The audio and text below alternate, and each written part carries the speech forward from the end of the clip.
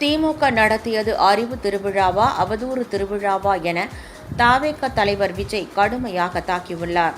இது தொடர்பாக அவர் வெளியிட்டுள்ள அறிக்கையில், சமீப காலமாக ஆட்சி அதிகாரத்திலிருந்து அதிவிரைவில் மக்களால் தூக்கி எறியப்பட போகும் அதிகார மமதை கொண்ட கட்சி ஒன்று அவசர கதியில் தனக்கு பழக்கமான அவதூறு அரசியல் ஆட்டத்தை தொடங்கியுள்ளதாக கூறியுள்ளார்.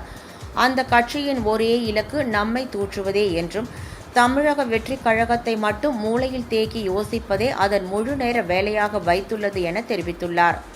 1969ஆம் ஆண்டிற்கு பிறகு அவதூறுதான் அவர்களின் அரசியல் கொள்கை என்றும், லஞ்ச லாவண்யம் ஊழல்தான் லட்சிய கோட்பாடு என்றும் கூறியுள்ளார்.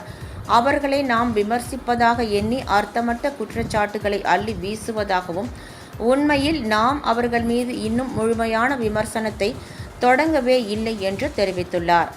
இயலாமையில் அந்த கட்சியின் தலைவர் எந்த கொம்பனாலும் எங்கள் ஆட்சியை வீழ்த்த முடியாது என்கிற அதிகார மயக்கம் முழக்கமிடுவதாக தெரிவித்துள்ளார்.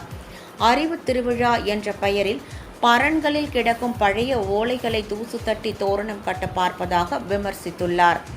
சாதிவாரி கணக்கெடுப்பு ஆய்வை நடத்தாமல் மாநில அரசுக்கு அதிகாரமில்லை என்ற அர்த்தமற்ற வாதத்தை வைத்து தப்பிக்கும் போது எங்கே போனது அவர்களின் சமூக நீதி கொள்கை என கேள்வி எழுப்பியுள்ளார்.